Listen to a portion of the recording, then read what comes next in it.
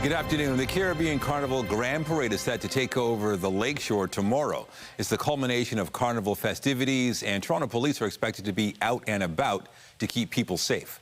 They gave an update this morning on their safety plan, and CP24 Steve Ryan joins us live with the details. Steve. Yeah, Nathan, like with all major celebrations, major gatherings where many people in the thousands, hundreds of thousands are expected to attend. The police have an operational plan that they implement on each and every one of those occasions. A plan is put into place the day of, but is planned for, if you will, way in advance. So we heard today from Toronto Police that there will be a significant police presence in and around the parade route tomorrow and throughout the weekend. There will be some surveillance from drones as well. They can get an idea as to what's going on below in those large crowds. But the main purpose of the police presence tomorrow is to be there to reassure those that are going to the event that they are safe and to react if, in fact, it calls for that. They'll also be in other areas as well where the intelligence tells them that they should be on the off chance that something might occur. But this will be like any other major event tomorrow, and that includes just a large police presence in and around the parade route and in those areas where, again, the intelligence suggests that there should be a police presence. Here's more from Toronto Police we heard from a short time ago. We have reviewed our operational plans, enhanced security measures where appropriate, and will have a strong, visible police presence at carnival events throughout the downtown core and waterfront this weekend. Officers will be deployed across key locations to support public safety, manage crowds and traffic, and respond quickly should an incident occur. Police are advising people who are coming down to the event tomorrow to keep your valuables at home and to be mindful of where your cell phone is. And they tell us that, Nathan, because oftentimes cell phones get stolen in these large, crowded events through distraction techniques. There's been a lot of coverage with regards to that. So again, police are reminding people, be mindful of your cell phone and keep all valuable property at home. I'll send it back to you. All right, good advice. Thank you, Steve. Both the TTC and GO Transit will be running extra service to get people to this weekend's festivities. Tonight, there will also be a special train ride to celebrate the start of Emancipation Month. Community members will gather near Vaughan Metropolitan Station at 10:30 tonight for a ceremony followed by a non-stop train to Union Station. Organizers say the annual Emancipation Day Underground Freedom Ride symbolizes the sacrifice and risks that formerly enslaved people faced during their journeys to Canada. Emancipation Day is observed annually on August 1st to mark the day the Slavery Abolition Act took effect across the British Empire in 1834. And on the topic of transit, a reminder, August is the last month that most TTC riders will be able to access a monthly pass.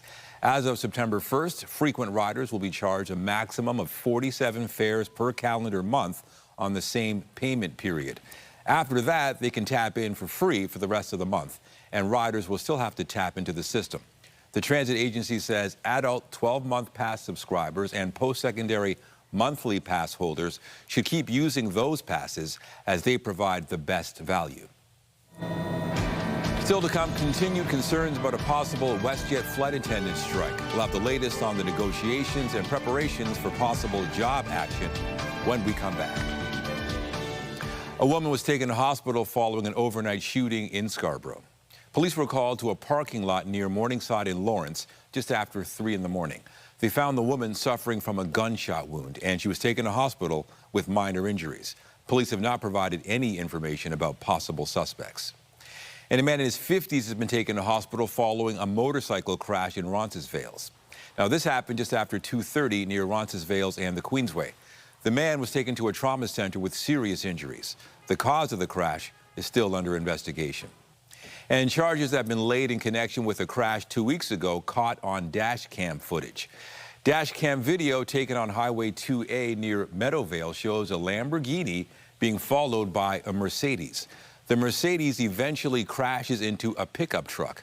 The 15-year-old driver of the Mercedes and a 24-year-old passenger suffered life-threatening injuries, while 2 people in the truck suffered minor injuries. The Lamborghini driver left the scene. 42-year-old Akil Haywood has been charged with stunt driving, leaving the scene of an accident, and dangerous driving causing bodily harm. The OPP will be carrying out aerial traffic enforcement over the long weekend. The campaign, which is already underway, will focus on highways in Peterborough, Kawartha Lakes, Dufferin County, Caledon, Orillia, and Northumberland County. Pilots will be looking out for speeding, aggressive driving, and impaired driving. They will then relay potential violations to officers on the ground. The OPP says it's seen an increase in reports of dangerous and high-risk driving across Ontario over the past several years. And police are asking for your help finding a man in connection with a psychic and fortune teller scam. 29-year-old Gangduhar Babu is wanted on a Canada-wide warrant. He's charged with fraud over $5,000, possession of proceeds of crime over $5,000, and laundering proceeds of crime.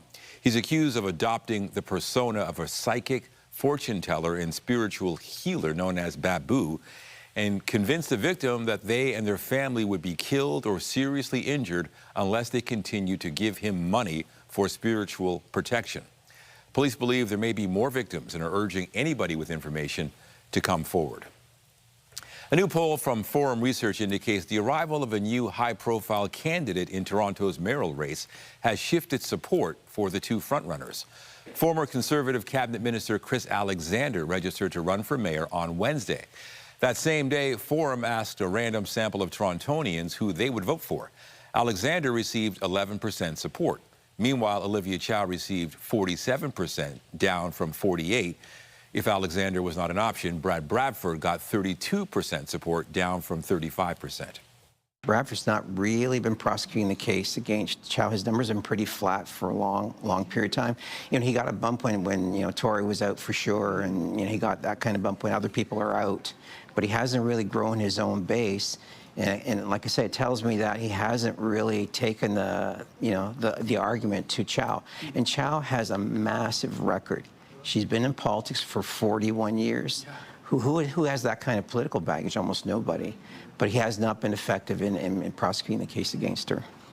The poll has a margin of error of ±4%. City Council wrapped up their final meeting before October's municipal election last night. One of the motions that was passed will allow free ferry rides for kids and seniors starting in August.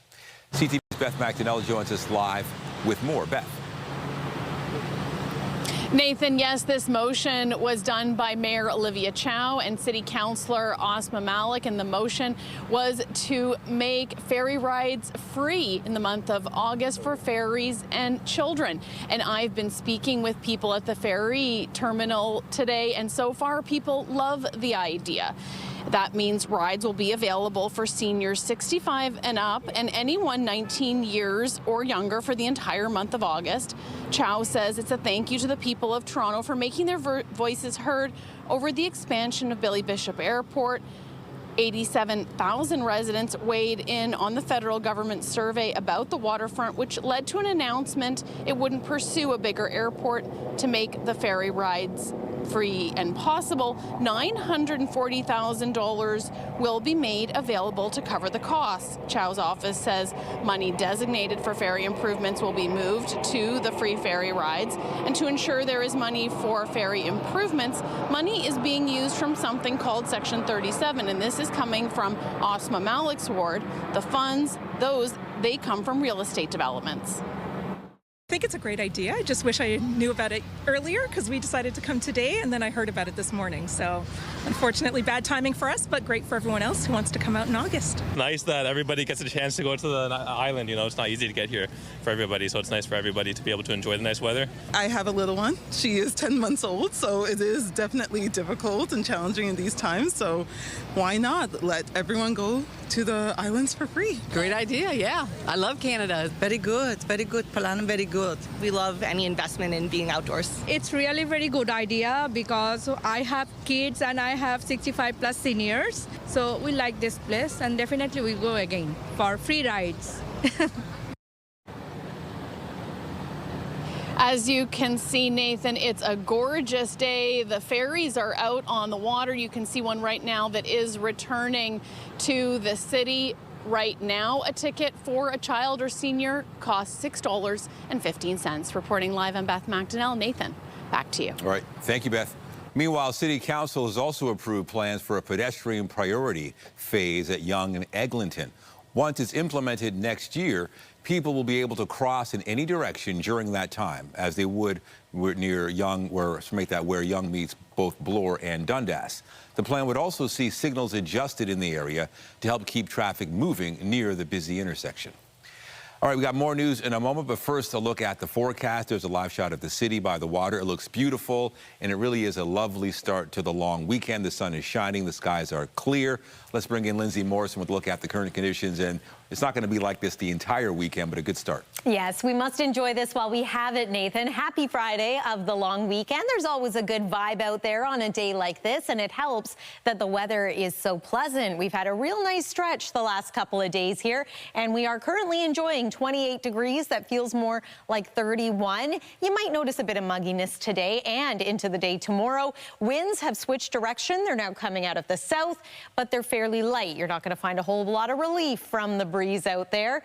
We're at an 8 on the UV index for today. That is very high. We're forecasting a high of 29 degrees, feeling more like 32 with mainly sunny skies. It's all clear right now on the satellite and radar, but things are going to change. So coming up, we will take you through the long weekend forecast and talk about the possibility of wet weather. Things have improved a little bit in the short range. All of those details are ahead. Nathan, back to you. All right. Thank you, Lindsay. Workers at a pair of GTA casinos are now on strike. Unifor says nearly 900 workers at Pickering Casino Resort and Ajax Casino went on strike just after midnight. The union says this comes after negotiations with the employer did not produce a fair contract. Unifor National President Lana Payne says workers are seeking fair wages and job security. WestJet flight cancellations are beginning today ahead of a possible flight attendant strike or lockout on Sunday. The airline hasn't said how many flights have been canceled so far, but it's standard practice for airlines to wind down flight schedules so planes and crews are not scrambling in the event of job action. If a deal is not reached by Sunday, hundreds of flights will be canceled over the long weekend. Customers with a ticket for a flight that's canceled because of a strike are eligible for refunds. WestJet is also allowing passengers traveling by August 4th to make a change or cancellation without paying a fee. And CTV's Kamal Karamali has been following this story and joins us with more. Kamal, of course, there's a lot of concern for travelers with all this going on. What's the latest on negotiations between the two sides? Yeah, Nathan, the clock is still ticking as we're inching closer to 4,400 WestJet flight attendants walking off the job as early as Sunday, because so far we're not seeing a tentative agreement, nor have either side said that they're inching closer anywhere towards a deal. So as it stands right now, a strike almost seems imminent and is looming over the heads of thousands of passengers who are planning trips not only this weekend but into the end of July and into August, who are wondering if that will go ahead. So here's where we currently stand. We know the union issued a 72-hour strike notice Thursday, as you mentioned. WestJet responded by issuing its own lockout notice. There are, and you may remember this from last year's strike between Air Canada's flight attendants and the airline, that the main sticking point for WestJet flight attendants and WestJet's the airline is getting paid for all hours worked. So look, the union says flight attendants only get paid for when the plane is in motion. They don't get paid for all the things you see before the flight and after it reaches the gate. Things like boarding passengers, safety checks, delays. The union actually says its members get 35 hours of unpaid work every month, but the airline takes issue with that characterization. It says that the amount of pay for when the plane is moving makes up for the time worked before and after. So both sides seem to have their heels dug firmly into the ground. Both sides also disagreeing on wages, how much that wage increase should be, as well as scheduling. The union saying it wants better work-life balance for its members. Now, usually when things get a bit hairy and both sides can't see eye to eye, the federal government steps in. The jobs minister saying not too long ago, actually earlier today, that that will not happen as of yet. Have a listen to what Patty Haidu had to say. The parties are at the table right now, and Canadians expect them to stay at that table and get a deal. The best deals are the ones that the parties arrive at together. This is important work, and I know that both WestJet and CUPE, local and national, are very diligently working together. And we have federal mediators, including a special mediator that was just appointed a couple months ago, to be there with them to work through those challenging questions. A small glimmer of hope, Nathan. Both sides do say that they are committed to reaching a deal before a strike takes place on Sunday. And Kamal, for those who might get caught in the middle of all this, what is the airline advising people to do? Yeah, so you touched a little bit on it off the top, Nathan, but that brief window that you have from July 30th, yesterday, to August 4th really throws those rules of fees that you have to pay for flight cancellations and adjustments out the window. So really, you have this brief period. If your flight is between July 30th and August 4th, need not worry. You can cancel or rebook your flight with zero costs, according to WestJet. But you do have some rights if a strike does happen. If your flight is affected, WestJet has to offer a rebooking or refund if you choose not to travel. The one mistake you should not make, according to travel experts, is cancel your flight yourself if you have a later flight, say in late July or August. A big mistake people can make is canceling the flight before WestJet does. That means you may not be compensated for it. It's important to let WestJet try and rebook you first. The other thing is, if you do have something you can't really move, like a wedding or a cruise that you're trying to get to, don't cancel those yet. Really try to work with WestJet to try and find other flights before canceling those and having to pay those hefty costs for a canceled cruise, let's say. So a lot of adjustments and a lot of considerations for passengers as we're getting closer and closer to that Sunday deadline when a strike could possibly happen, Nathan. Back over to you. Good advice. CTV's Kamal Karamali in the CTV National Newsroom. Thank you. You're welcome. Turning now to the latest on the wildfires in northern Ontario. The Thursday night update from the province says 5 new fires were confirmed in the northeast region yesterday, for a total of 45 burning there, 9 out of control. 115 fires are burning in the northwest, with 2 new ones confirmed Thursday. Natural Resources Minister Mike Harris yesterday sidestepped questions about calls for a public inquiry into the province's wildfire response, saying a review will take place, but the findings may not become public. But he said the province is sparing no expense to protect Ontarians, and noted that so far there have been no loss of life because of the fires. In British Columbia, evacuation orders remain in and around Boston Bar because of the Brunswick Creek wildfire, still burning out of control. But as damage assessments take place in hard-hit areas, the local district has launched an online tool that allows people to see if their properties or businesses are okay. Fire officials say water is back on and power has been restored to emergency services. Residents are urged to stay out of evacuation zones and keep an eye out on the latest alerts, as conditions can change quickly. Reported cases of disease from ticks are on the rise nationwide. CTV's Paul Hollingsworth has more on why Nova Scotia has been hit hard by the bugs. When George Fox walks in the park, he always checks his body, hoping to avoid a tick bite. It's news you don't want to hear. His fears are valid. There has been a noticeable increase in tick-related diseases in Nova Scotia. Like anaplasmosis that are transmitted by the same tick. Anaplasmosis is a bacterial infection that can be treated with antibiotics and is passed on to humans from tick bites. More like a flu-like illness. So fevers, muscle aches, headaches. Dr. Paul Bonner says over a 2-year period, starting in 2023, the number of cases for anaplasmosis doubled in Nova Scotia, jumping to 600 reported cases last year. It does put more strain on the system. So certainly important for folks to recognize these illnesses themselves and seeking early care. Biochemist Nicoletta Ferroni says ticks are spreading anaplasmosis, Lyme disease, and the Powassan virus. The number of reported tick-borne illnesses, combined with recent mild winters and hot summers allowing ticks to thrive, points to an increase in the black-legged tick population, which can carry dangerous viruses. illnesses. Is it because the tick population is actually increased over time?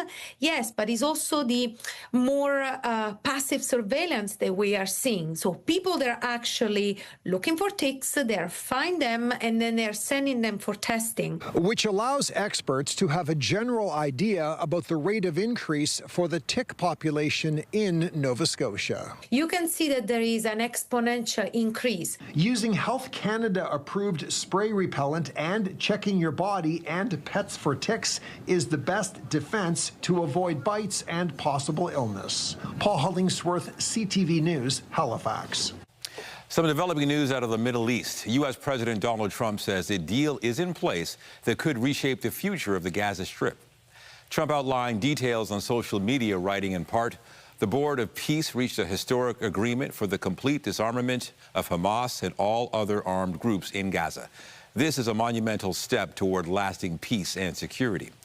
He went on to say the agreement will be carried out in carefully structured phases. As disarmament is completed, Israeli forces will withdraw, and the International Stabilization Force will work with a new Palestinian police force to take responsibility for Gaza being safe for its residents and its neighbors. Some Palestinians expressed little hope this morning. The deal will lead to peace. Now, the plan would see the Iran-backed militant group give up its stockpile of guns, eliminate tunnels, and stop weapons production. It also calls on Israel to end its attacks in Gaza and withdraw its forces to where they stood in October. A Hamas official says they've reached an agreement on disarming, but Israel has yet to say if it accepts the deal, after previously saying it was intent on destroying Hamas.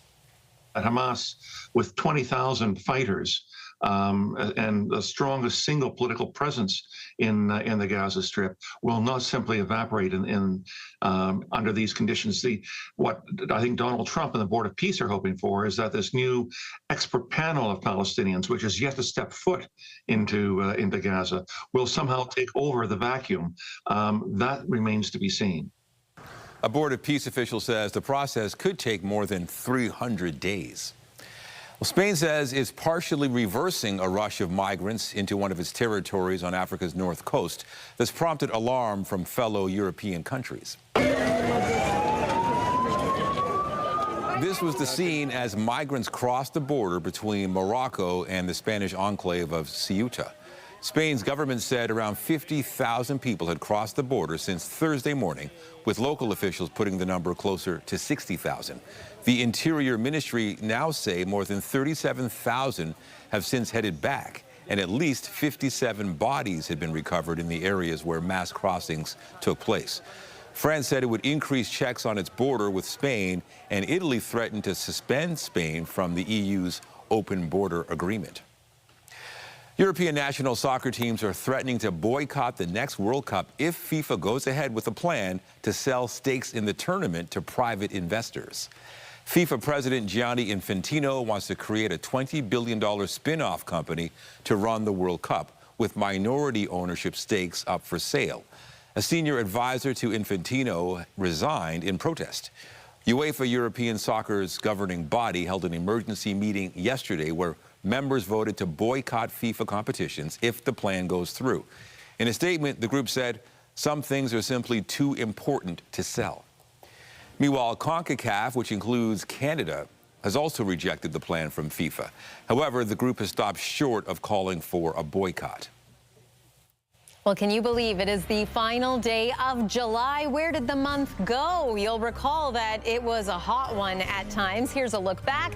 In fact, Canada Day, we climbed all the way to 36 degrees, and that wasn't even the hottest day of the month. The hottest was July 14th, when we were just shy of 37 degrees. Now, traditionally, August brings slightly cooler temperatures and slightly shorter days. This is a look at the average highs, lows, and temperatures. Also, on average, we pick up just shy of 70 millimeters of rain, and it looks like we're going to get some rain for the first days of the new month. We're going to take you through the long weekend forecast after the break here on CTV News at noon. Stay with us.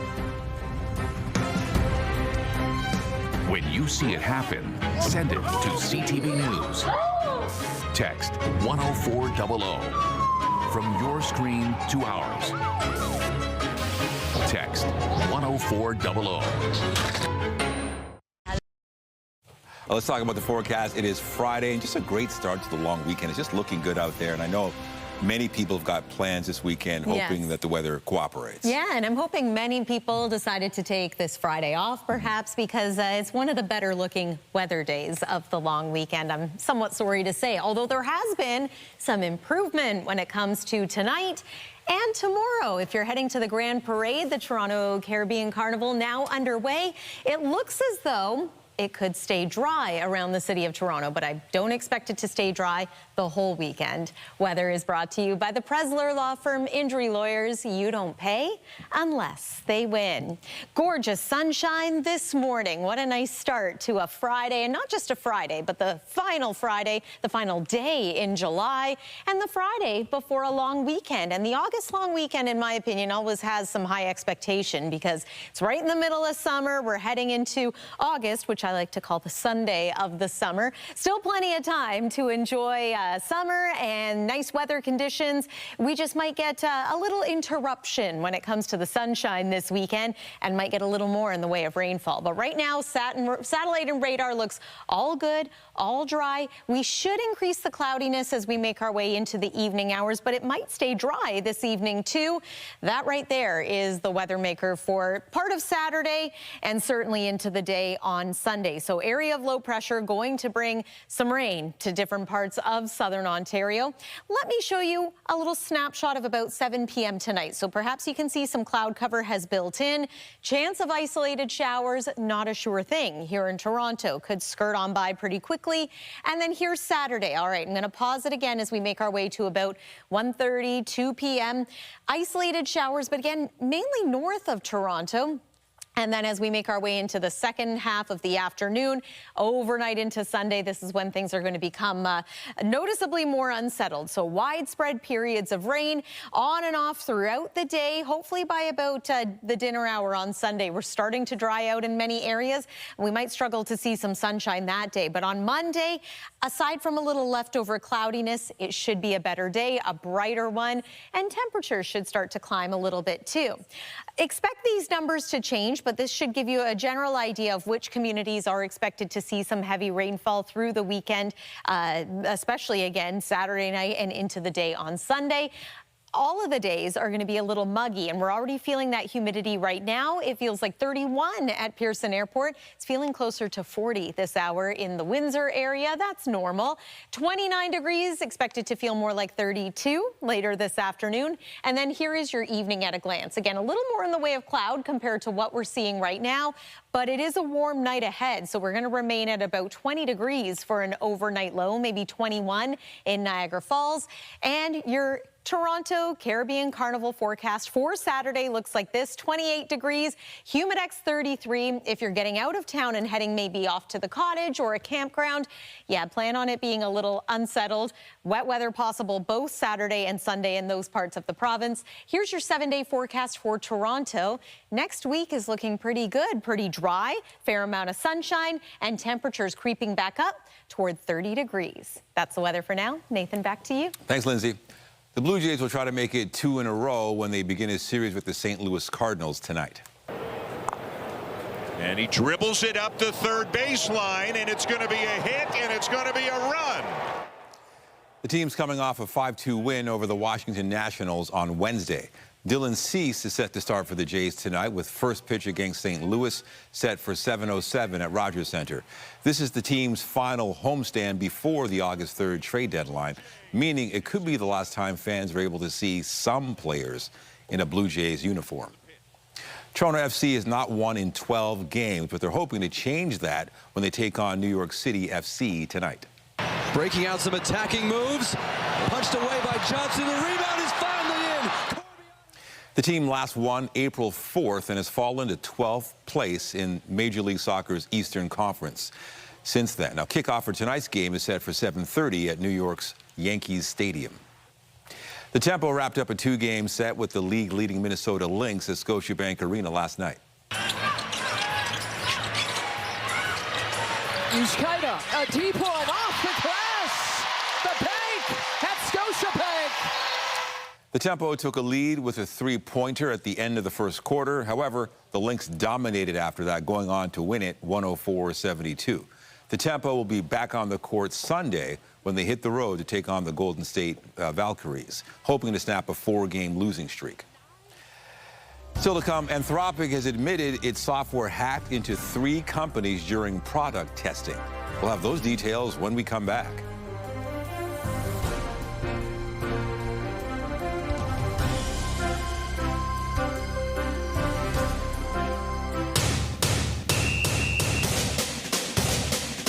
This summer, Toronto comes alive with the Caribbean heat. Join CP24 as we celebrate North America's largest outdoor festival. A cultural explosion guaranteed to get you moving. Feel the rhythm with the Grand Parade. CP24 and the Toronto Caribbean Carnival, giving you a taste of the island flavor. A young mother with stage 3 colon cancer says she believes stigma stalled her diagnosis for more than 3 years. She says her symptoms were largely ignored by medical professionals and wants others to be vigilant about early detection. CTV's Abigail Beeman has the story. After 2 days, a nurse comes and disconnects the bag from me. Jillian Niles shows us the realities of chemotherapy, part of a determined quest to prevent others from sitting in this hospital bed. Numerous doctor's appointments saying, like, listen, there's something wrong. I don't feel good. And I'm having trouble going to the washroom. It's irregular. The blood in my stool is concerning. And they just kept sweeping it under the rug as, oh, it's hemorrhoids. Niles suffered debilitating pain for 3.5 years, begging to be heard, she says, before a doctor finally ordered further tests. Then they found my cancer, but they found it at stage 3. Incensed it wasn't caught sooner, despite detailing symptoms and telling doctors her grandmother died of colon cancer. As an Indigenous woman, she says she was caught up in stigma. They were very happy to say, okay, you're in pain, let me give you this medication. But at the same time, I was saying, no, I don't want the pain pills. I want answers. Both incidence rates and mortality from colorectal cancer has increased in our Indigenous Inuit Métis populations, which is kind of alarming. Radiation oncologist Mark Godet says that's true across all age cohorts. In general, colon cancer rates are on the rise for Canadians younger than 50. Niles wants screening ages lowered further. She is just 39. And of all of the parts of her life she's grieving, she can't work or volunteer. The hardest is being less hands-on with her 3-year-old son, Jack. It's very unfair because I want to be the best mom I can be in the world. So hopefully I'll make that up to him next year and for the rest of his life. In the meantime, she's grateful for family, including her twin sister. I believe in you. Okay, good. And the help of nurse Diego Caesar with the Ottawa Hospital's Indigenous Cancer Program. All the barriers around stigma, around medication, about access to health care, my program tries to work with and improve the outcomes. Niles hopes sharing her story will empower others. Don't ignore the symptoms. Don't let them be minimized. Don't let them be brushed away. Abigail Beeman, CTV News, Ottawa. AI developer Anthropic, creator of the large language model Claude, has admitted its software hacked into 3 companies during product testing. Anthropic says the security breach was discovered during a review of its testing process. The review was sparked by a recent announcement from fellow artificial intelligence firm OpenAI, which says its ChatGPT model went rogue and hacked into another company. Anthropic says it has reached out to the impacted companies. A startup from London, Ontario, set to launch a device they say could be a game changer for people who require prosthetics. CTV's Jerry Dewan has the details. While there have been remarkable innovations in lower limb prosthetics, the challenge continues to be the ever-changing form of the human body. People can experience sometimes up to 13% limb volume change throughout a day. For many years, the common approach to accommodating the change had been socks. Adjusting prosthetics is now possible, but not always convenient, leaving people in discomfort or at risk of further complications. That rubbing from the misfit can lead to blisters that get infected, lead to hospitalization, and sometimes even another amputation. The Vessel team developed the KIN automatic volume management system. The technology is embedded in the prosthetic socket and automatically adapts to limb volume. As someone walks, this part here absorbs shock from that walking motion, which automatically turns this dial and pulls on the cable to tighten the panels against the leg. A breakthrough moment has come for Vessel, with the U.S. Food and Drug Administration registering the KIN system as a Class 1 medical device, opening the door for broader distribution in the United States. Health Canada registration is expected soon, and an application for European registration will come this year or early next year. It's definitely a difficult process. Doing hardware and doing medical hardware is incredibly complex. Getting the regulatory approvals takes us into those markets. It really is that one barrier standing between us and sales, us and helping the patients that we intended to help. The Vessel team has grown from 3 members to now 9 members, with substantial growth expected in the coming months. Along with research and innovation, the Vessel team can do small-scale production here at the Western Discovery Park. Now the goal is to find a larger space where they can ramp production up. They plan to open a new facility in London and will announce new distribution agreements soon. Robinson says there is a growing need for more comfortable and convenient prosthetics. 185,000 new amputations every year in North America. There's some really staggering data points when it comes to how fast this market is increasing and why. Diabetes is the leading cause of leg amputation, but then with all the global conflict happening around the world right now, there's a lot of traumatic amputations happening as well. Robinson says the Vessel team continues to work with patients, prosthetists, and physical therapists to refine the KIN system. Jerry DeWan, CTV News. Still to come, after a few weeks of smooth sailing for The Odyssey at the box office, the latest Spider-Man movie swings into theaters this weekend, and it's already breaking records. Details are just ahead. The newest Spider-Man movie is swinging into theaters this weekend, and it's already setting box office records. Hey, but you're in danger. You just have to trust me. Variety reports Spider-Man Brand New Day brought in $72 million U.S. in previews across North America, beating the previous $60 million record set by Avengers Endgame in 2019.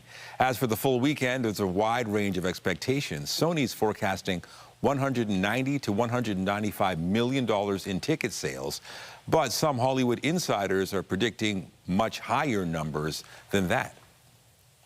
As rising grocery prices continue to put pressure on household budgets, a Kitchener man has turned the frustration into an earworm. CTV's Andrea Hollick has the story.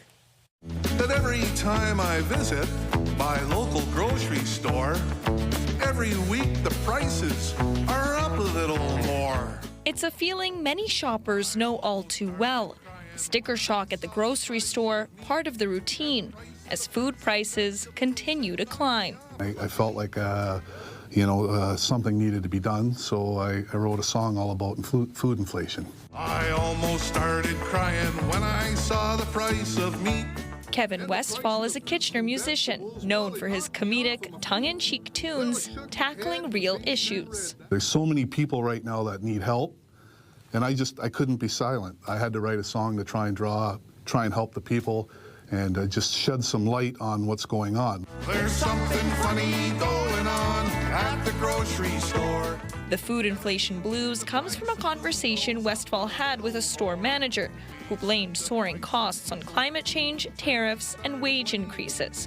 And while the musician says that could be true, he's also noticed retailers raking in profits. They're making so much money at the grocery store, and they just keep getting richer while the rest of us go poor. It's a great way to deliver a message. Danny Bailey directed the music video. He hopes the song strikes a chord for all Canadians. We want everyone in the country to feel the pain with us. They're already feeling the pain. We're going to add a little comedic value to bring the thought and the story to the top. And the price of the fruits and vegetables, it knocked me off of my feet. The video has been seen more than 26,000 times online. Proof its message isn't falling on deaf ears. By using comedy and satire, he's actually getting the message further than if he was just going to do a straight-ahead song. When you use humor, it kind of brings people together rather than divide them. For Westfall, making music has never been about division, but rather inspiring change one tune at a time. There's something funny going on here at the grocery store. Alexandra Hollick, CTV News, Kitchener. Very funny. Ariana Grande's newest album is out today, along with a music video for her title track.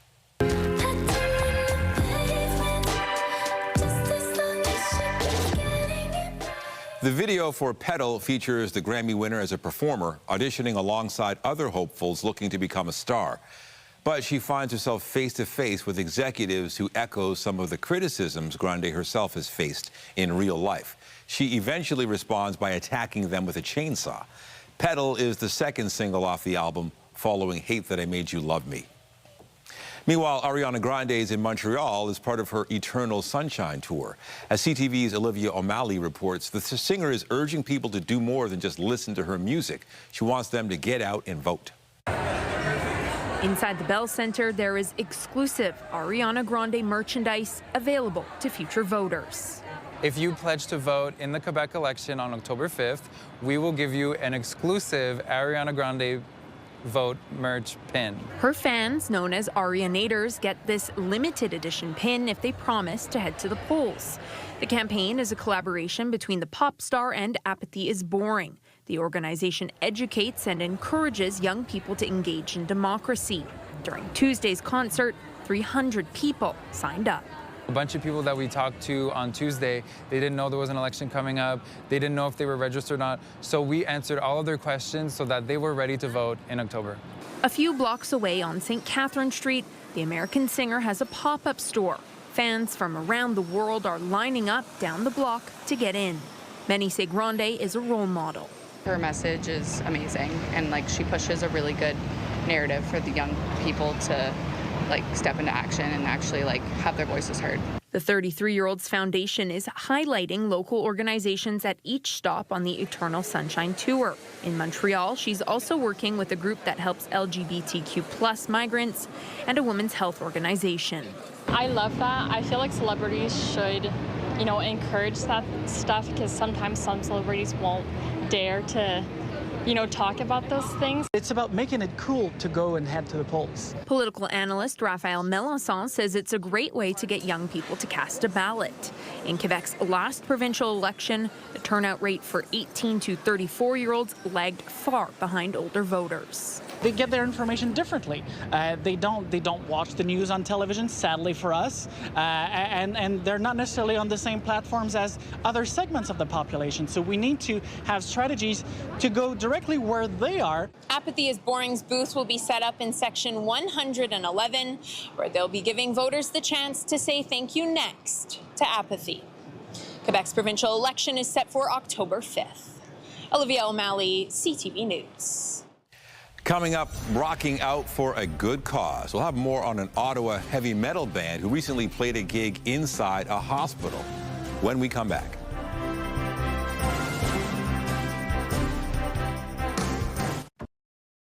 A cancer patient in Ottawa recently had his heavy metal dreams come true.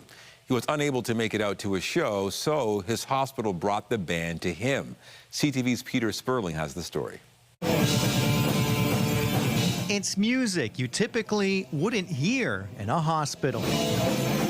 But when 27-year-old Bruyere health patient Tim Barry asked to experience a heavy metal concert, Bruyere's health chaplain stepped in. It's not unusual for us to think outside the box, but heavy metal was never on my playbook when I started here. Tim, medically unable to go to a concert, so the concert came to him. It was a beautiful thing. Ottawa's Dominion Tavern putting everything together needed for the show, and for free. We found a band, I found a lighting and sound technician, and I had all the equipment just right here waiting to go. The lights, the sound, all the gear adding to a top performance. Of course, a heavy metal band can get loud, so to be respectful of Tim's neighbors, the concert was held here in a hospital boardroom. If you're going to do a heavy metal show, you got to give them the full 100%. You can't, dial it back. You got to take it to 11. Canadian power metal band The Scepter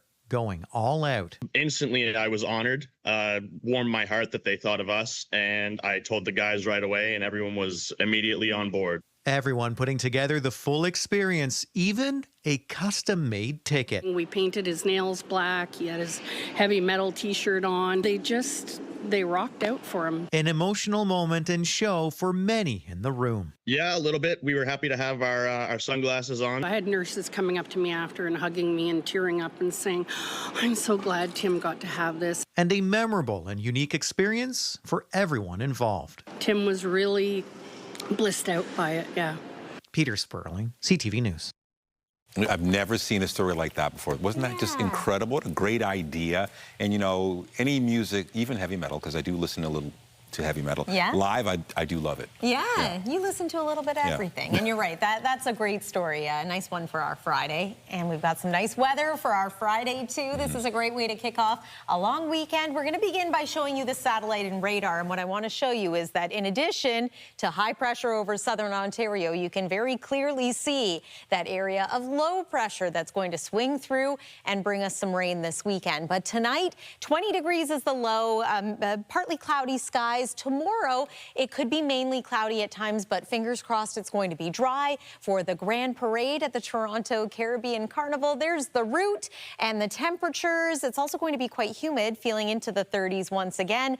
And your 7-day forecast does show the full long weekend. Next week, Nathan's looking pretty nice. Lots of sunshine in store. All right, thanks so much, Lindsay. That's it for us. Remember, you can get Toronto's breaking news all day on CP24 and at ctvnewstoronto.ca. For Lindsay and all of us here, have a great day. I'm Nathan Downer. Be sure to join us later for CTV News at 5 and 6. Have a great day.